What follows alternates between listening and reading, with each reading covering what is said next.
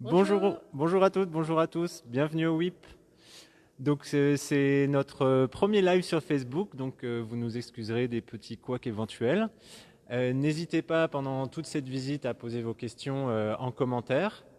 L'idée aujourd'hui, c'est de vous faire visiter la Grande Halle en mode réemploi, donc de vous expliquer pourquoi du réemploi au sein de la Grande Halle, comment, quels sont les matériaux qui ont été utilisés et qu'est-ce qu'on peut retirer de cette démarche expérimentale.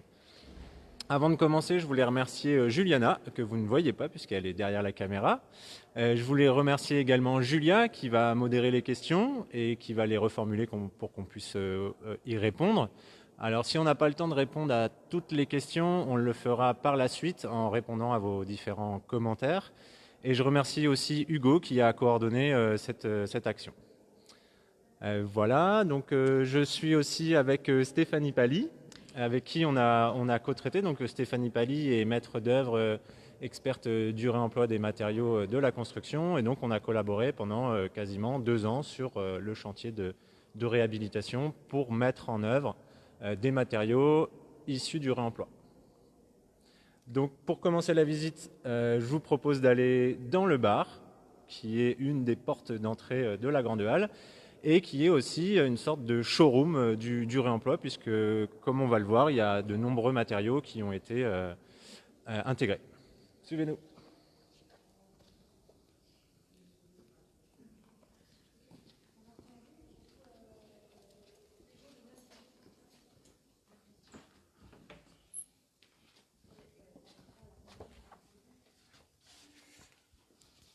Alors, le bar-restaurant du Spot, qui est exploité aujourd'hui par le Spot, qui était un lieu de la Grande Halle, du chantier, sur lequel on avait l'objectif d'intégrer le maximum de matériaux de réemploi. Alors, dans cet espace, on a déjà les radiateurs, qu'on reverra sur l'ensemble du bâtiment, où on a intégré des radiateurs en fonte qu'on a récupérés sur des chantiers de démolition sur Caen et alentours. Donc là, il y a des radiateurs en fonte assez grands, il y en a d'autres là. En tout, il y a 5 radiateurs en fonte dans l'espace du restaurant. On a récupéré des poutrelles métalliques qui étaient sur ce chantier, sur le chantier de la Grande Halle, donc ont été démolies, déconstruites, mises de côté pour pouvoir les intégrer après en déco et pour pouvoir faire des étagères avec sur l'espace du bar. Tout le bar est exclusivement réalisé avec du bois de réemploi, donc avec des palettes, du bois de palette. Pratiquement la totalité du bois qui a été réemployé ici, c'est les palettes du chantier pendant 2 ans qui ont été mises de côté, qui ont été récupérées, décloutées, rabotées, et donc toute la structure bois du bar, du comptoir et de tous les rangements ont été faits par Art Itinérant, qui travaille exclusivement la récupération de bois de palette. Il y a aussi les plans de travail du bar, qui sont des plaques d'inox qui ont été réemployées. Nous avons également... Alors, qu'est-ce qu'il y a d'autre de réemployé? C'est déjà pas mal. Ah oui, et alors de ce côté-là... Sur la face visible du comptoir public, on a récupéré un certain nombre de plaques métalliques qui ont été récupérées chez Breuil, les entreprises Breuil ferrailleurs. Donc il y a aussi ici, vous avez une partie de containers qu'on a utilisés pour stocker les matériaux de réemploi, des plaques métalliques qui ont été brûlées et écrasées pour pouvoir faire des surfaces un petit peu plus planes que ce qui est normalement pour les containers. Et puis plein de plaques métalliques différentes qui ont été utilisées. Et il y a une création qui a été faite par Breuil, par Olivier Breuil, pour pouvoir faire justement cette façade de comptoir du bar. Alors donc l'ensemble des matériaux que nous allons vous présenter aujourd'hui, ils ont été collectés dans un rayon de 3 km autour de la Grande Halle. Donc c'est notamment en ce sens que le réemploi est une pratique exemplaire en termes d'économie circulaire. Si on prend par exemple les radiateurs en fonte, qui sont l'un des éléments principaux qu'on a réemployés, Ils proviennent par exemple de l'ancien garage Renault en centre-ville. Ils proviennent aussi du Félix Éboué. Donc on remercie au passage tous les maîtres d'ouvrage qui nous ont ouvert leur chantier et qui nous ont donné ces matériaux, donc notamment Inolia, anciennement Calvados Habitat, mais aussi le département du Calvados et Normandie Aménagement.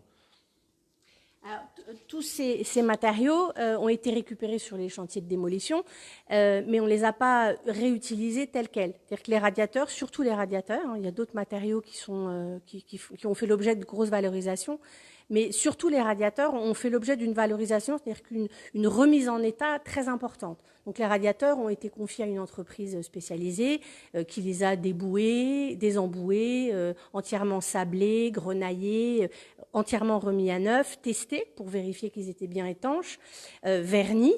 Voilà, et on a changé tous les bouchonnages des radiateurs pour vraiment proposer à l'entreprise de plomberie des matériaux les plus parfaits possibles et des matériaux qui puissent être assurés et qui puissent garantir vraiment les mêmes qualités que des matériaux neufs.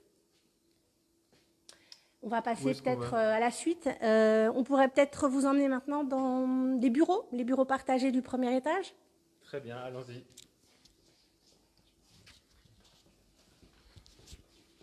Donc vous vous demandez peut-être pourquoi on a fait du réemploi sur la Grande Halle. Donc il y a plusieurs raisons. La première c'est par conviction, c'est-à-dire que ça soit Normandie Aménagement qui a mené cette réhabilitation avec son équipe d'architectes encore heureux. Il y a la conviction que le meilleur déchet est celui qu'on ne produit pas. Et il y a aussi la conviction que le recyclage, la réutilisation ou le réemploi deviendront des incontournables de l'acte de construire dans les prochaines années. C'est également par engagement, engagement de montrer que le réemploi est possible, s'engager dans l'expérimentation à l'échelle d'un bâtiment comme la Grande Halle, c'est-à-dire un bâtiment de 3000 m² qui peut recevoir jusqu'à 1500 personnes et qui doit répondre à toutes les normes et les contraintes, que ce soit de performance technique ou de sécurité. Alors, avant de rentrer dans l'espace des bureaux partagés du premier étage, on va juste faire une petite halte ici, sur le palier du premier étage, pour vous montrer deux éléments qui sont assez importants. Le premier élément ici, que vous allez voir ici, c'est une porte coupe-feu qui a été récupérée sur un bâtiment de bureau de Félix Éboué.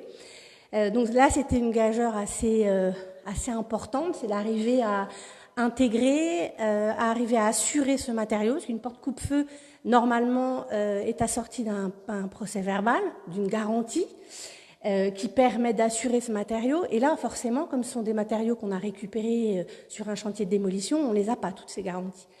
Donc, il y a tout un dossier technique qui a été fait, comme pour tous les matériaux qui ont été intégrés sur le chantier.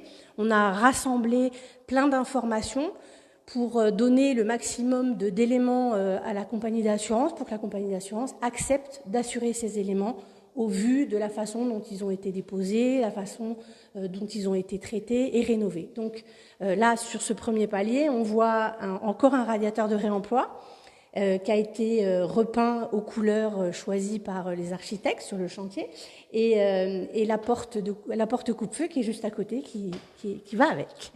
Je reprends le micro juste pour répondre à une question qui vient de nous arriver.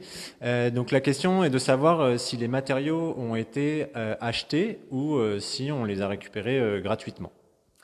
Alors, les matériaux ont été récupérés gratuitement. C'était à nous, équipe du WIP, d'envoyer une équipe la plupart du temps pour faire ce qu'on appelle du curage, c'est-à-dire que non pas de la démolition, mais déposer des éléments de seconde œuvre, donc des éléments qui ne sont pas des éléments structurels de construction. Donc on a eu un partenariat avec une entreprise à but d'emploi qui s'appelle Atypique sur Colombelle, qui a fourni la main-d'œuvre pour pouvoir faire les déconstructions, aller chercher ces matériaux, les transporter, les emmener sur notre site ici, ou les emmener sur le site de valorisation, les différentes entreprises partenaires qui ont valorisé les matériaux en question. Donc non, ils n'ont pas été achetés. Alors, on me dit dans l'oreillette qu'on est 63 personnes, donc merci beaucoup. C'est super, on est super contents. Il y a une autre question, Stéphanie. La question, c'est de savoir, donc je pense que c'est quelqu'un qui veut faire du réemploi, parce que la question, c'est de savoir où trouver les entreprises qui peuvent fournir des matériaux de réemploi, ou en tout cas auprès de qui on peut en récupérer. Alors, justement, c'est une des raisons pour laquelle on a décidé de continuer notre aventure autour du réemploi. C'est qu'il n'est pas très facile, quand on a l'intention d'intégrer des matériaux de réemploi sur un chantier, il n'est pas très facile de localiser précisément où on peut trouver tel et tel matériau. Alors, il y a certaines associations, vous pouvez trouver du métal de réemploi chez Breuil, qui a été un de nos partenaires sur le chantier de la Grande Halle. On peut trouver du bois, vous pouvez aller chez Emmaüs, vous pouvez aller à la COP 5%, vous pouvez aller à plein d'endroits comme ça, mais des endroits spécifiques où on peut trouver des matériaux spécifiquement bâtiments, des matériaux de construction, des matériaux qui seront déjà valorisés. C'est justement le projet qu'on est en train de développer avec Valentin. Et pour nous, c'est vraiment essentiel pour pouvoir vraiment développer le réemploi dans la région normande et puis sur tout le territoire national. C'est vraiment important d'avoir des plateformes de matériaux susceptibles de fournir en matériaux de réemploi les gens qui veulent utiliser et intégrer du réemploi sur leur chantier. Très bien, merci Stéphanie. J'en profite, on a une dernière question. J'en profite d'être là puisque la question concerne la porte coupe-feu. De savoir quel élément au dossier pour le bureau de contrôle. Si je ne me trompe pas, Julia, tu me reprends. Alors, la porte coupe-feu, c'est une négociation qui a été faite avec la compagnie d'assurance qui se trouve être AXA. Au tout démarrage du chantier, on a fait une grande réunion pour essayer de voir de quels éléments ils avaient besoin pour accepter un matériau, pour valider un matériau, valider la qualité d'un matériau et pour que nous, les éléments techniques qu'on allait leur fournir puissent remplacer une garantie constructeur. Alors là, sur la porte coupe-feu, qu'est-ce qu'on a fourni ? On a fourni un reportage photo et un descriptif de la façon dont elle avait été déposée. On a fait venir l'entreprise qui allait mettre en œuvre cette porte sur ce chantier, donc l'entreprise de menuiserie qui avait installé cette porte sur le chantier, on l'a fait venir sur le chantier de démolition pour qu'elle donne son aval, pour qu'elle confirme bien que c'était une porte coupe-feu à l'œil de visu, qu'elle confirme la qualité de cette porte. Non seulement elle a confirmé la qualité de cette porte, mais en plus elle s'est engagée à fournir, à recréer, reconstruire un bâti selon des préconisations coupe-feu, pour que ce bâti puisse être coupe-feu. Alors sans PV, parce qu'un procès-verbal pour qu'une porte puisse être coupe-feu, c'est un procès-verbal sur l'ensemble de la porte, le bâti plus l'ouvrant. Donc ça concerne le bloc-porte.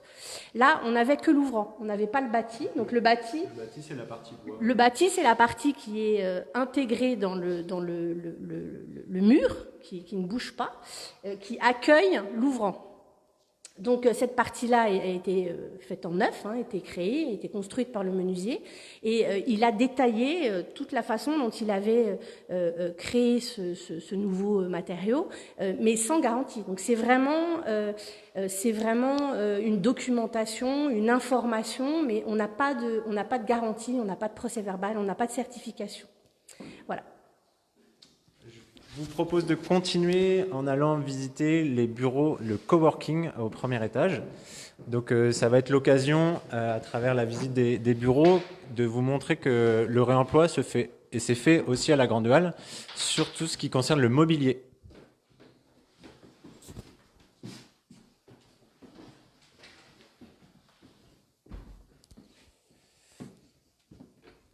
Donc bien sûr, les bureaux sont vides. Ils vont bientôt... Ah non, il y a Gab qui est à école. Excusez-moi. Donc dans les bureaux, on va avancer un petit peu pour pouvoir montrer les différents éléments qu'on a fait en réemploi. Donc le premier, c'est celui-ci. Ce sont des bureaux qui ont été réalisés par l'association Art Itinérant à Colombelles à partir de l'ensemble des palettes récupérées sur le chantier. Donc selon le même procédé que celui que vous a présenté Stéphanie au moment de la visite du bar. on a un deuxième type de bureau en réemploi à partir de portes en bois massif qui ont été redimensionnées, qui ont été poncées, qui ont été peintes, qui ont été aussi customisées, puisqu'on en a profité pour aussi mettre notre petite patte à travers différents mots autour du chantier, autour de l'architecture. C'est un travail qui a été fait avec l'entreprise Perspective qui est installée à Mondeville.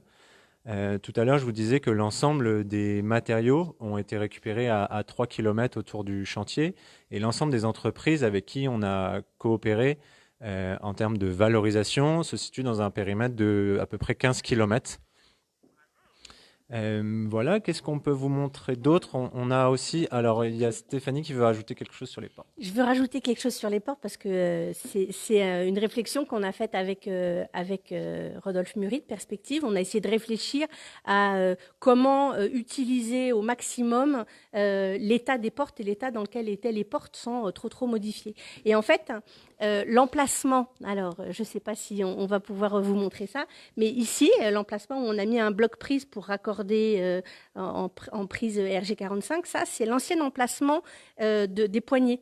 Donc les poignées ont été enlevées, il y avait un trou, et ce trou a été transformé, agrandi pour pouvoir accueillir ces blocs prises. Voilà.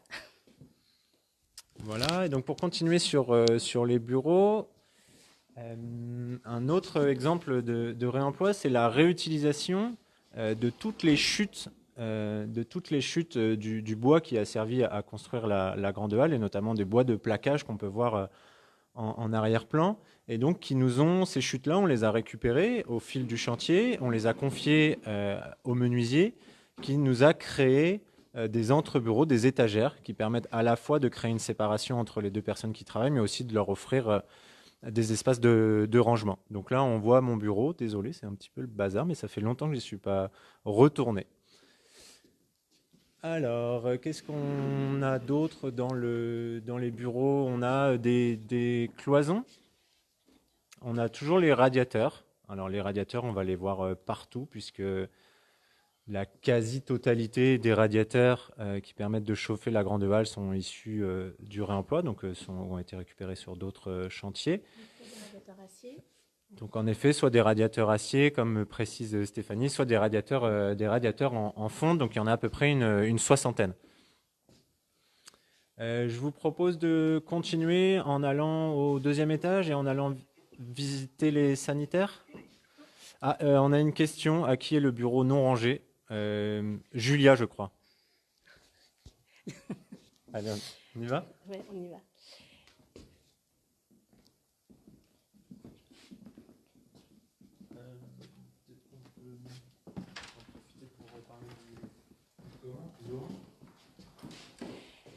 Alors, le lot 1, sur le trajet pour nous mener au sanitaire du deuxième étage. Alors, sanitaire du deuxième étage, c'est un peu notre showroom.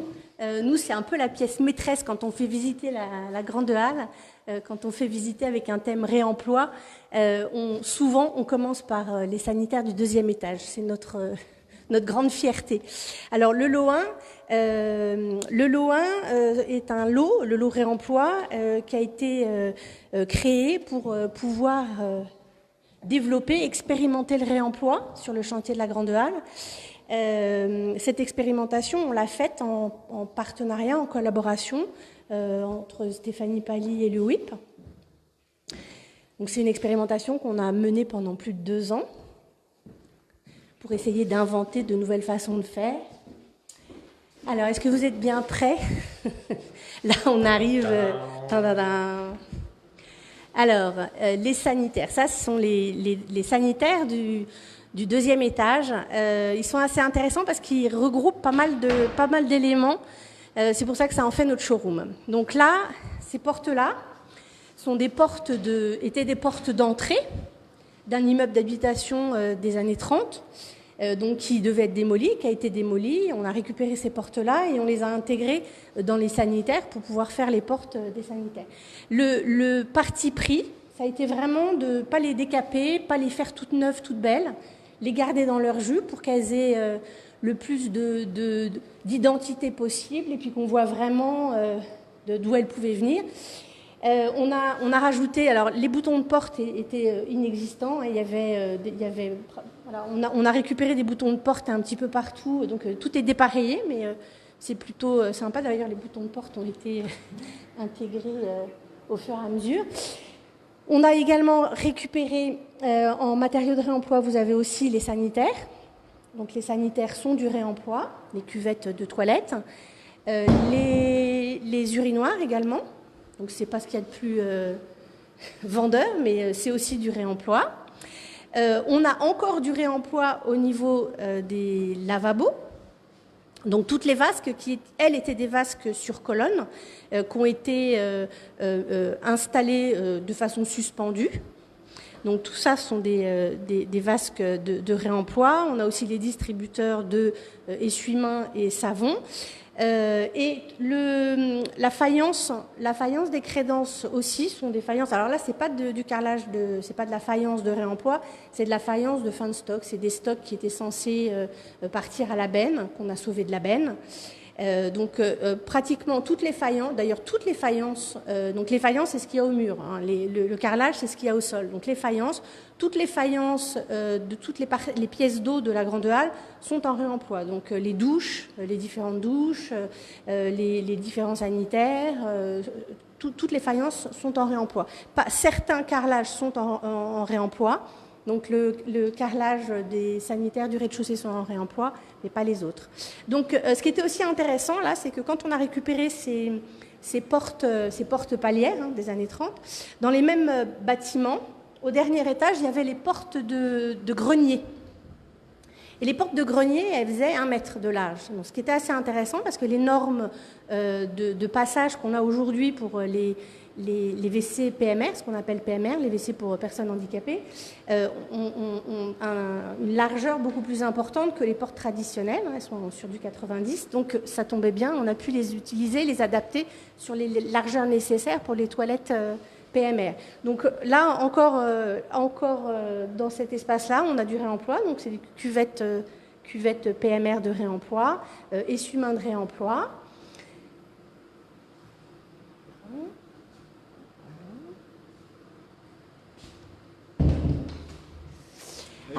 J'en profite pour dire aussi l'importance de sensibiliser les différents acteurs au réemploi en début de chantier. L'exemple de la faïence, c'est typiquement le fruit de ce travail de sensibilisation, puisque c'est l'entreprise qui avait été retenue pour fournir et poser le carrelage et la faïence qui a proposé son stock, son surplus de stock qui était amené, comme tu le disais Stéphanie, à être jeté probablement. Et alors, ce qui est assez intéressant, c'est que ce surplus, c'est un surplus qu'elle avait depuis des années, qu'elle pense jamais à proposer. Et quand là, sur ce chantier-là, on a commencé à insister en disant, on est en recherche de l'eau, de carrelage, de faïence et tout d'un coup, il dit, mais au fait, j'ai 200 mètres carrés dont je me sers pas, qui sont des rebuts de chantier. Et donc vraiment l'idée c'est comme disait Valentin, c'est d'essayer d'instaurer un réflexe, que les entreprises aient un réflexe de proposer justement des matériaux qu'ils ont récupérés sur des chantiers, des matériaux neufs ou anciens, qui n'ont pas pu être intégrés sur un chantier pour diverses raisons, et au lieu de les stocker ou de les jeter, de trouver à chaque fois des chantiers où on peut les intégrer, on peut les proposer et essayer de mettre en route ce type de nouvelles démarches. Alors j'ai plusieurs questions. Je vais profiter d'être dans les sanitaires parce que j'aime bien cet endroit pour les poser. Comme ça, on va rester un peu plus longtemps ici. Donc j'ai une première question, c'est est-ce que le réemploi a eu une incidence sur le planning, le délai du chantier, une incidence positive ou négative, j'imagine? Alors pas du tout. Pas du tout. Nous, notre objectif, c'était vraiment de se glisser dans le planning et on a vraiment commencé notre travail, nous, de recherche bien avant que le chantier commence, pour être vraiment opérationnel.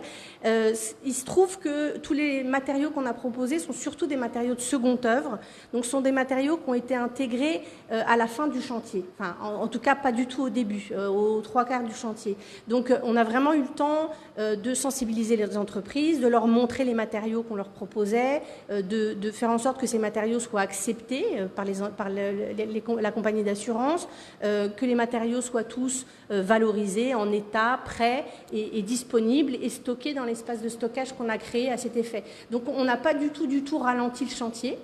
À aucun moment donné, à aucun moment. On a vraiment été très au taquet, on a fait extrêmement attention. L'idée, c'était vraiment, si jamais la fourniture en matériaux de réemploi n'était pas possible, l'entreprise fournissait en neuf. Donc il fallait qu'on ait la garantie absolue. 2 mois avant l'intégration de matériaux, l'entreprise avait besoin qu'on lui confirme la possibilité de fournir ces matériaux. Donc ce qu'on a toujours fait, et il n'y a jamais eu aucun problème de ce côté-là, parce que on a eu pas mal d'avance, et le chantier, il y a eu un petit peu de retard, mais pas de notre fait.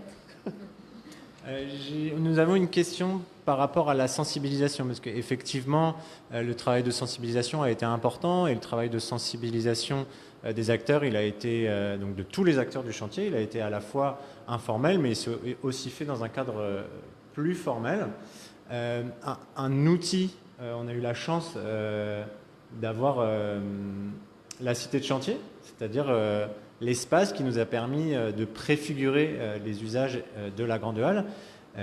Et la cité de chantier qui est juste à côté de la Grande Halle, qui fait à peu près 250 mètres carrés, elle a été conçue et réalisée par un collectif d'architectes qui s'appelle ETC. Et ce collectif a travaillé avec 80% de matériaux de réemploi. Donc c'est en soi la cité de chantier qui était aussi la cabane de chantier, donc qui était l'endroit où les réunions de chantier se faisaient, où les personnes qui travaillaient sur le chantier venaient se restaurer. La cabane de chantier était en elle-même un outil de sensibilisation au réemploi.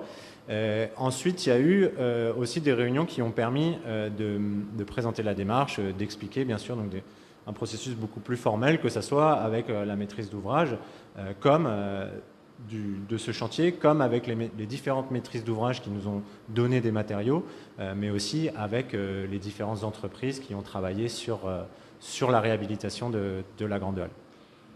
Alors peut-être ce qu'on pourrait faire, c'est vous montrer de haut, avec une vue assez intéressante, la cité de chantier en question, parce qu'on va avoir une vue plutôt bonne. On va passer dans les espaces bureaux partagés du 2e étage, desquels on pourra voir la cité de chantier. C'est parti!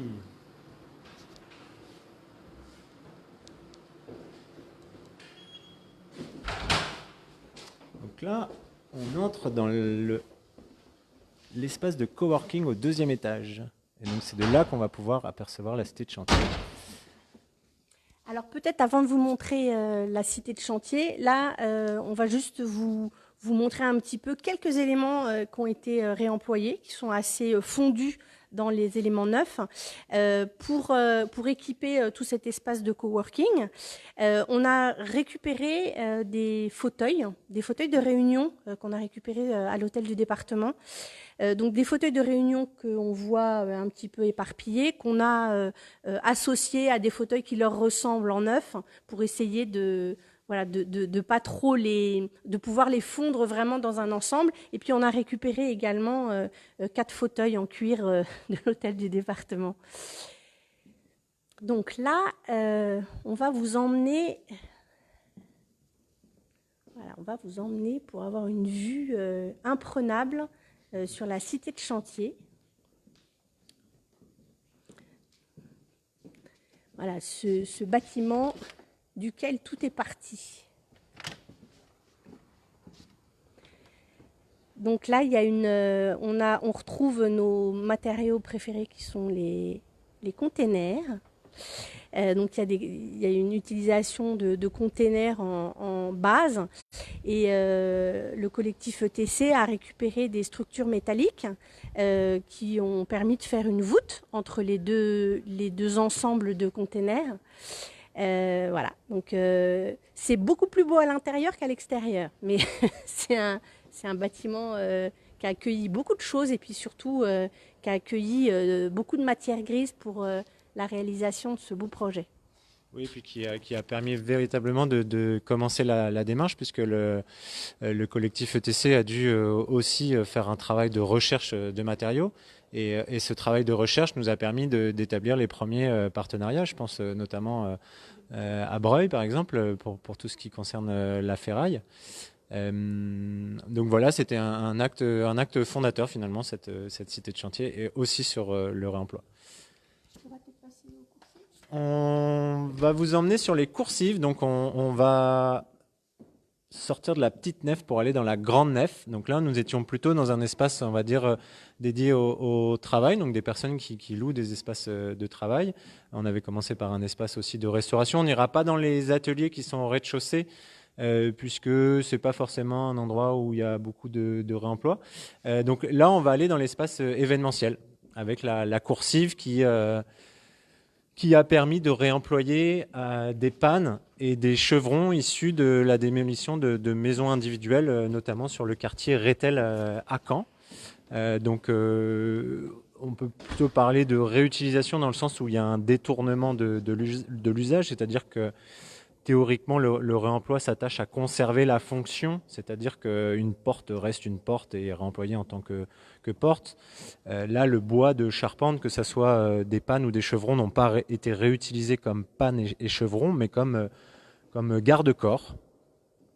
C'est relativement ici symbolique, mais voilà, ça traduit aussi la démarche et la volonté, la motivation des différents acteurs, puisque là, ce sont les charpentiers qui ont façonné ces pannes pour en faire des poteaux de garde-corps. Alors, ces charpentes qu'on a récupérées, malheureusement, on ne pouvait pas les récupérer à destination de parties structurelles. Donc c'est pour ça qu'elles ont changé de destination et qu'on les a voilà, totalement transformées pour pouvoir être des poteaux de garde-corps. Mais la qualité de ces bois, comme le reste, hein, comme les radiateurs, comme les autres éléments, la qualité de ces bois de charpente a été confirmée, contrôlée et confirmée par l'entreprise de charpente. Les charpentiers qui ont après eux utilisé ce bois, donc ils sont venus sur le chantier, sur le gisement de démolition sur lesquels on était censé récupérer ces charpentes, et ils ont vraiment confirmé que c'était un bois de très bonne qualité, très sec, exempt de parasites, donc c'était vraiment un matériau intéressant. Donc on a décidé de lancer l'opération aussi avec cet avis-là. Et là, on remercie particulièrement Inolia qui nous a donné ces charpentes, mais pour pouvoir nous donner ces charpentes, ils ont rémunéré davantage le démolisseur qui, au début, avait été missionné uniquement pour mettre ce bois et ces charpentes à la benne. Donc ça illustre aussi que pour faire du réemploi, tout démarre au niveau de la déconstruction, de ce qu'on peut appeler peut-être plutôt aujourd'hui la démolition. Enfin, c'est-à-dire qu'il faut que ces opérations soient réalisées de manière relativement minutieuse pour ne pas altérer les caractéristiques et les performances des matériaux qui seront réemployés par la suite. On peut continuer en vous présentant l'unique fenêtre.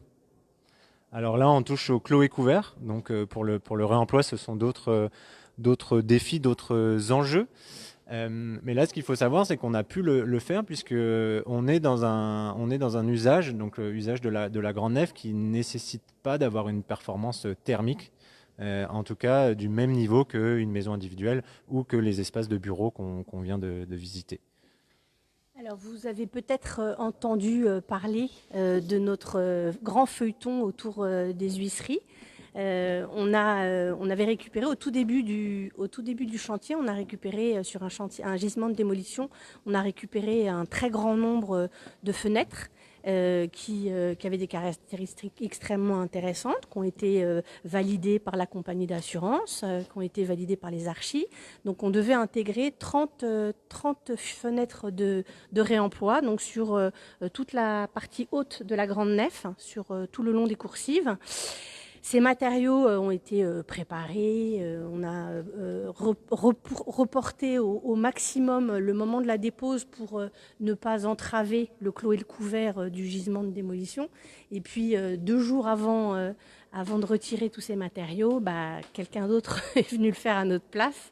Et voilà. Et donc on a perdu ce gisement et on n'a pas pu récupérer tous ces matériaux. On a récupéré seulement une fenêtre qui vient d'un autre gisement. Alors, j'ai une question.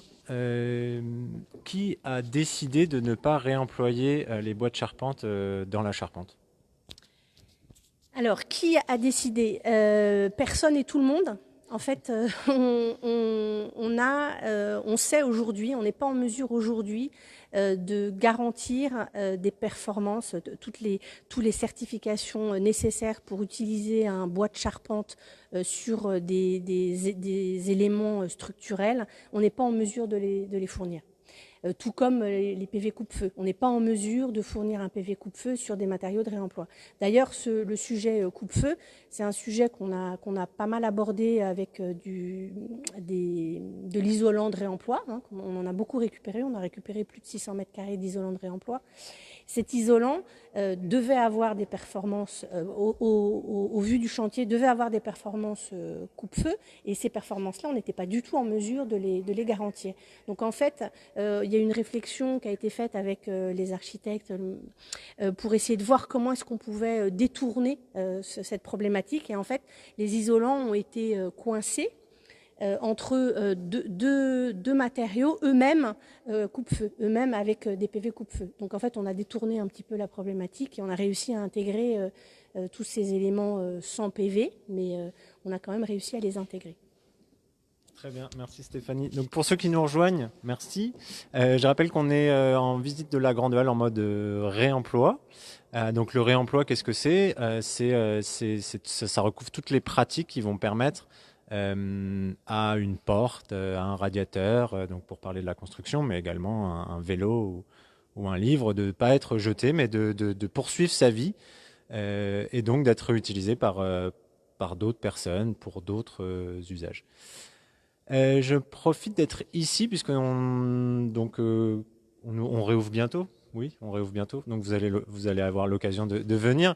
Et donc si vous venez visiter par vous-même la Grande Halle, sachez qu'au 2e étage, donc sur la coursive, on a exposé notre retour d'expérience donc sous format de poster. On remercie Mayanne. Gérafi, architecte plus architecte chez Encore Heureux, mais qui était en permanence architecturale pendant toute la durée du chantier. Et j'en profite en regardant ces posters pour répondre à la question par rapport aux impacts notamment de gaz à effet de serre, mais plus largement des bénéfices que le réemploi permet et a permis sur le chantier de la Grande Halle. Voilà, donc on peut visionner le graphique qui est juste derrière toi, Juliana, désolé. Alors on a un premier bénéfice, puisque c'est aussi l'idée même du réemploi. Le premier bénéfice, c'est sur le nombre d'heures de travail que cette expérience a généré. Donc on est à peu près sur 3000 heures de travail, comprenant du travail de coordination, de sensibilisation, et tout le travail de valorisation des matériaux, de remise en état pour intégration. On a également des bénéfices d'un point de vue environnemental avec 19 tonnes de déchets évités sur les chantiers qui ont fourni les matériaux. Les bénéfices aussi se situent sur la non-fourniture des matériaux en neuf, puisque par exemple dans les radiateurs, on n'a pas eu besoin d'acheter de nouveaux radiateurs, donc ça nous a permis par exemple d'économiser plus de 120 000 litres d'eau. Et c'est également, en termes de CO2, une économie qui correspond à peu près à l'équivalent de 212 000 km parcourus en voiture. Voilà, donc sur le poster, on a un détail en fonction du type de matériau. Donc on voit clairement que l'action menée sur les radiateurs a un impact très important, comme celle sur le carrelage ou les dalles d'isolant. On voit que sur les portes, le bois, c'est un peu moindre. Voilà, donc là je vous propose maintenant peut-être pour terminer cette visite de nous rendre dans l'atelier de réemploi, puisqu'il faut savoir que pour faire tout ça, ça rejoint aussi les questions sur les délais et la sécurisation des gisements avec l'exemple des fenêtres qui ont disparu. Il faut savoir que pour mener cette action, d'importants moyens logistiques ont été mis en place, avec notamment l'installation d'un atelier de réemploi sur le chantier qui nous a servi à la fois de stocker les matériaux. Entre le moment où ils ont été déposés et le moment où ils ont été réemployés, il a pu se passer plus d'un an, donc il a fallu les stocker. Cet atelier nous a permis aussi, pour partie, de les remettre en état et surtout de les mettre à disposition des entreprises. Donc cette plateforme a aussi joué le rôle de magasin directement sur site.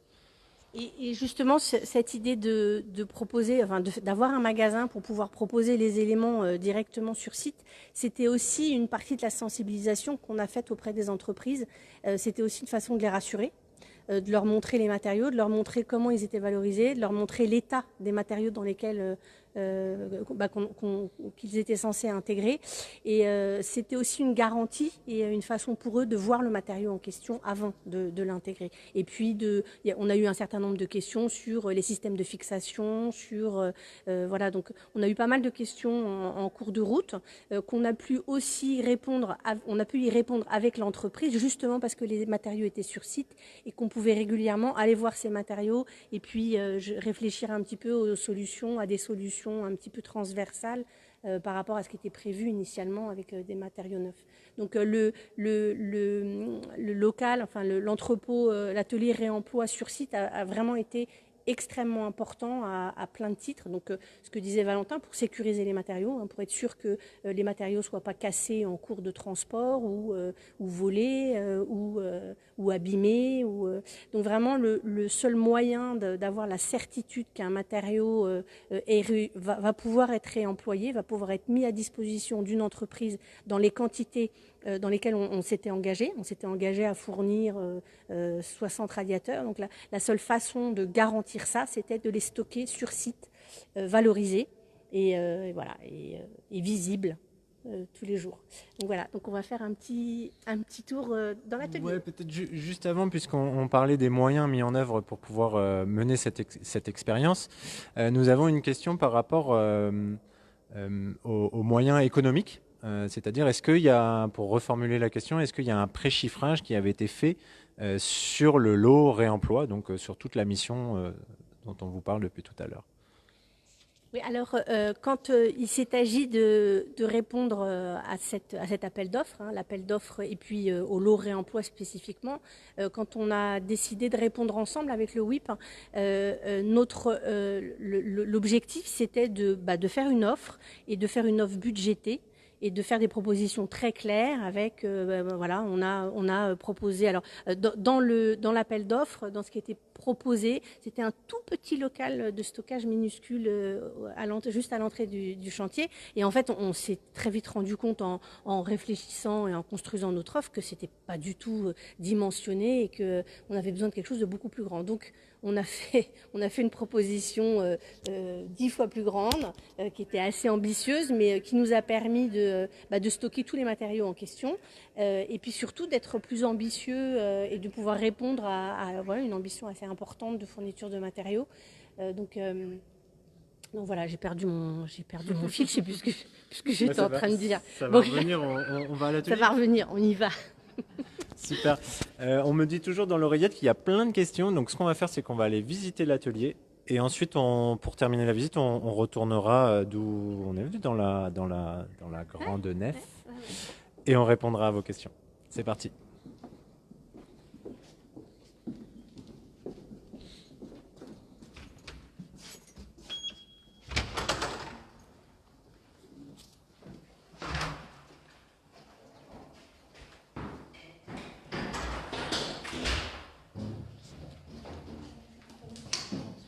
Oui, la vue imprenable. Donc, vue imprenable sur notre atelier de réemploi. Donc il y a une partie qui a été isolée en toiture. C'est notamment la partie atelier, c'est-à-dire que C'est une partie où des personnes ont travaillé notamment pour remettre en état les parties sanitaires. Donc c'était important que ça soit isolé pour qu'on puisse travailler dans de bonnes conditions. L'autre partie n'est pas isolée et servait uniquement au stockage. C'est un atelier, j'en profite aussi, c'est un atelier qui, comme tu le disais, a été fait de manière un peu plus conséquente que ce qui était prévu au départ. Et ce qui est intéressant aussi, c'est que maintenant, ça ne va pas servir à stocker des matériaux de réemploi, mais ça va servir à stocker tout le matériel dont on a besoin, dont le WIP a besoin pour vous proposer de super spectacles dans la Grande Nef. Voilà. Alors, il y a un petit point que je voulais préciser avant, c'est que quand l'implantation de cet espace, de cet atelier réemploi a été faite au tout démarrage du chantier, on a vu une certaine configuration du sol qui n'était pas du tout la même que celle d'aujourd'hui. Donc en fait, on a implanté ces containers avec un niveau de butte qui était beaucoup plus haut que ce qui a été fait aujourd'hui. Et en cours de chantier, assez tôt, mais en cours de chantier, il a été décidé de décaisser et de mettre de l'enrobé sur toute cette partie arrière de la grande nef qui n'était pas prévue au départ. Donc on se retrouve un peu aujourd'hui, grâce à ça ou à cause de ça, on se retrouve un peu en lévitation et on a un peu notre zone atelier réemploi qui est surélevée de 50 cm, voire 80. Donc bon, c'est pas des plus pratiques, mais au moins on prend pas l'eau. Alors, bienvenue, là c'est la partie noble de l'atelier réemploi, la partie isolée, comme disait Valentin, isolée avec des matériaux de réemploi, bien sûr. Peut-être pour préciser, l'atelier, c'est 6 conteneurs assemblés par paire et sur lesquels on a découpé les cloisons pour pouvoir offrir un volume de travail et de stockage relativement intéressant, puisque on avait besoin de pouvoir circuler et de pouvoir à la fois travailler et déplacer des matériaux. Alors, comme disait Valentin tout à l'heure, le principal problème dans ces containers, c'est la température. Donc c'est le froid l'hiver et la chaleur insoutenable l'été. Donc on avait pour objectif au départ d'isoler, de mettre une toiture et d'isoler la totalité de l'atelier, mais en fait ça nous a coûté trop cher. Donc on a privilégié la partie atelier qui reçoit des gens qui travaillent, qui ont vocation à rester assez longtemps, au moins une journée de travail dans l'atelier. Et puis on a laissé la partie purement stockage sans isolation. On a eu des petits soucis d'étanchéité qu'on a réussi à régler au fur et à mesure. L'idéal serait que tout soit isolé. Donc en fait, là, le magasin est un petit peu moins clair et visible qu'avant, mais il est quand même pas mal. Ici, on a le magasin sanitaire où on avait exposé toutes les vasques. Elles étaient toutes numérotées en fonction de leur emplacement, mais avant leur emplacement, elles étaient numérotées en fonction de leur taille, de leur profondeur, de leur poids, est-ce qu'elles étaient avec ou sans colonne. Donc voilà, tout ça a été très très référencé, tout comme les radiateurs. Tous les radiateurs, il y a eu un calcul assez fastidieux et extrêmement long pour proposer en matériaux de réemploi des radiateurs qui avaient les mêmes performances énergétiques, voire supérieures à ce qui était prévu en neuf à l'origine. Donc là, vous avez à côté atelier bois, donc c'est une partie du bois qui nous reste, du bois de réemploi qui nous reste. Donc du bois qui n'a pas, certains ont été valorisés et d'autres pas encore. Et là, on a les restes. Si vous voulez des radiateurs, il nous en reste. Là, on a les restes de radiateurs acier qui ont été entièrement désemboués, enfin qui sont impeccables, qui ont été entièrement repeints comme neufs. On a du reste d'isolant. Il nous reste également des plaques de parois de containers qui pèsent un âne mort, mais qui sont formidables. On essaye de les caser depuis des mois. Et là, on a l'atelier, enfin la partie stockage d'huisserie, ce qui nous reste en porte. Voilà, on continue à en écouler. On a encore régulièrement des demandes d'architectes ou voilà, de personnes qui cherchent des matériaux de réemploi, et on est encore en mesure de leur fournir quelques-uns. Ce qui était spécifique sur ce chantier, sur cette expérimentation, c'était que l'objectif, c'était pas d'emmagasiner oui, d'emmagasiner le maximum de matériaux, quels qu'ils soient. C'était vraiment de chercher spécifiquement les matériaux directement intégrables sur le chantier. Donc en fait, on n'a pas eu beaucoup de matériaux en rab. On a intégré pratiquement la totalité des matériaux qu'on a cherchés, ce qui était intéressant, parce que l'objectif, c'était de ne pas se retrouver avec des masses de matériaux, à ne pas savoir quoi en faire. Et voilà. Ouais, effectivement, c'est intéressant ce que tu dis, Stéphanie. Je vais me permettre de compléter.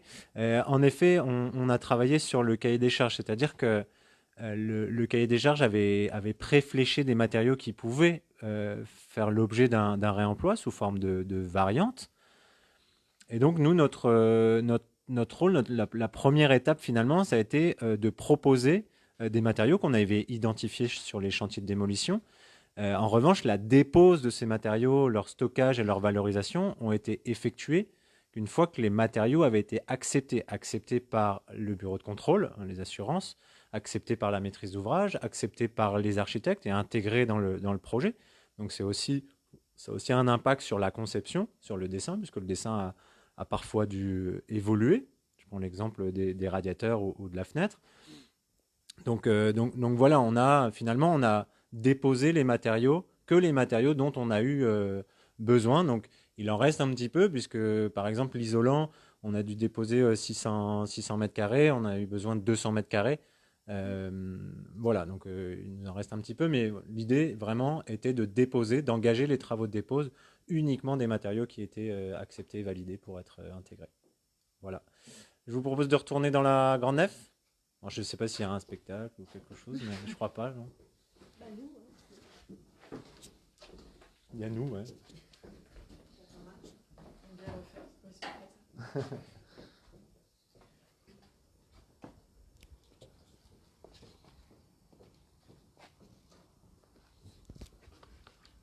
Et je crois qu'il faut des clés là. Il nous faut des clés.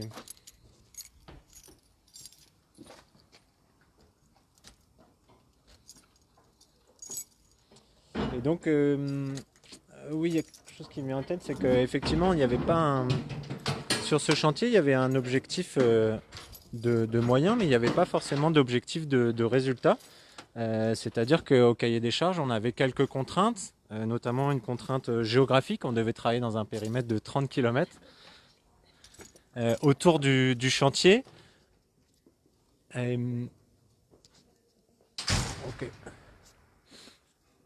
Donc voilà, on avait la contrainte des... Ah, attendez, on a oublié Steph. C'est bon, il est là. Donc on avait la contrainte de ce périmètre géographique qu'on a respecté. Et ensuite, on avait un objectif de moyens, donc d'où les moyens logistiques, les moyens méthodologiques, en passant par la sensibilisation jusqu'à la fourniture des matériaux. Donc on va peut-être se rapprocher et répondre aux questions. Allez, c'est parti.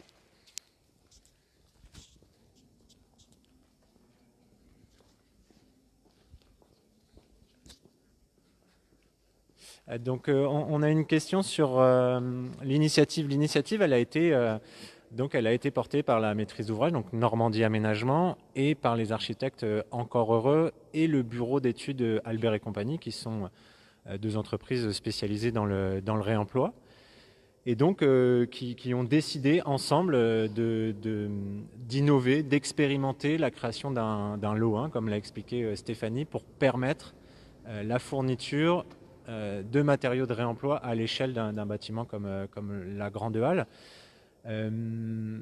Et ce travail, donc, il a été possible puisqu'il y avait une conviction forte et qu'il y a des moyens qui ont été mis en place.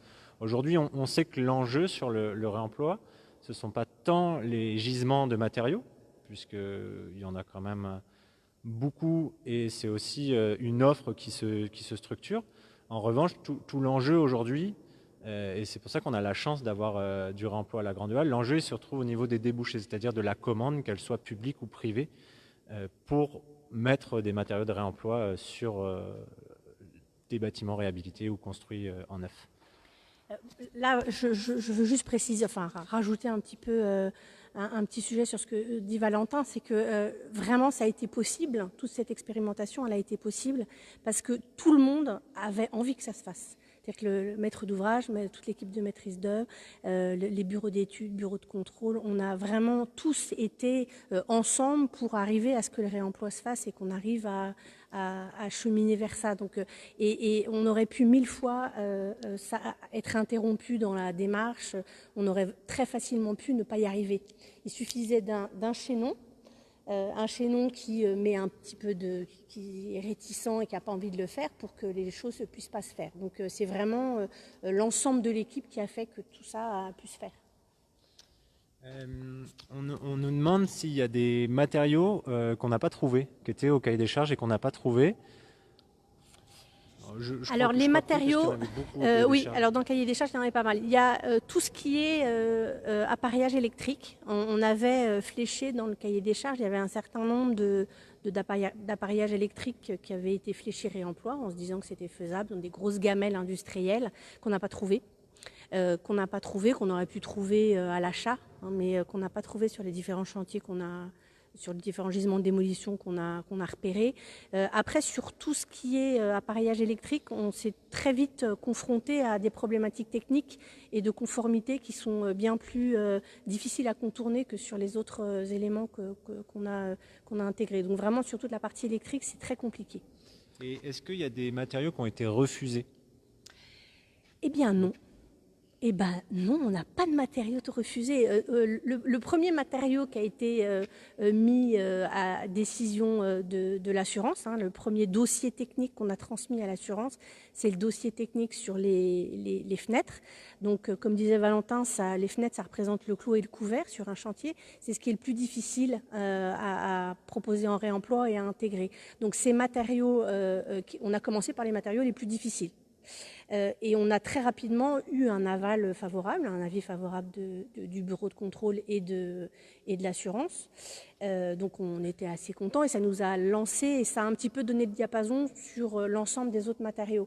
Donc on a commencé par le plus difficile, donc après les autres étaient plus faciles et comme on a proposé aucun matériau structurel, on a quand même éliminé pas mal de problématiques, donc non, on n'a aucun matériau. Alors on a fait aussi attention à ne proposer des matériaux qu'on estimait avoir une chance de passer tous les avis, et voilà, donc des matériaux sur lesquels on avait bon espoir qu'ils soient acceptés. Et on va terminer sur une question encore plus technique. C'est les questions, voilà. Est-ce que les matériaux issus du réemploi ont été mis en œuvre en respectant les DTU, les règles de l'art, toutes les contraintes techniques qui s'imposent aux différentes entreprises dans la réhabilitation, la construction d'un bâtiment ? Oui, alors en fait, les matériaux qu'on a proposés, les entreprises les ont traités comme des matériaux neufs. Les sanitaires ont été traités, ont été mis en œuvre exactement de la même façon. Donc les DTU s'appliquaient et il n'y a pas eu d'adaptation. Et en fait, le retour des entreprises, il y a eu un retour forcément d'expérience et on a interrogé un petit peu toutes les entreprises qui ont bien joué le jeu et qui ont intégré des matériaux de réemploi. Et toutes nous ont dit qu'en fait, pour elles, ça ne changeait rien. On leur fournit des matériaux directement réemployables, en parfait état, avec tous les éléments pour pouvoir les fixer. Voilà. Donc pour elles, ça ne change rien et les DTU sont les mêmes. Donc on propose vraiment des matériaux très similaires à ce qu'ils sont censés installer et mettre en œuvre en neuf. Peut-être la différence la plus importante, c'est avec les radiateurs. En fait, nous, on a proposé des radiateurs fonte là où étaient censés être installés des radiateurs acier basiques. Donc, il y a eu un petit peu d'adaptation sur les alimentations, sur les volumes. Mais sinon non, pas de sujet. Enfin, voilà, le sujet a été pris en main et il n'y a pas eu de différence et de spécificité de ce côté-là. Super. Merci Stéphanie, merci à Juliana, merci à Julia, merci à Hugo et merci à vous d'avoir participé à notre premier live. Alors je ne sais pas exactement combien on était, mais j'ai cru entendre une 70 personnes. Donc voilà, très bien, merci à tous. La vidéo sera en replay bientôt, très vite. Voilà, likez la page. On me dit aussi dans l'oreillette, qu'est-ce qu'on me dit d'autre? Venez, on réouvre bientôt. On vous attend, vous nous manquez. Et puis, en effet, les visites vont de manière physique reprendront. Donc, j'espère à partir de cet été sur des groupes peut-être plus réduits. Mais voilà, on a hâte de vous retrouver. Donc, n'hésitez pas à nous suivre. Il se passe aussi plein de choses sur le web. On essaie de rester présent. Voilà. Et il y a des questions auxquelles on n'a pas pu répondre. Donc, on va le faire demain. Voilà. À bientôt. Merci. Au revoir. Au revoir.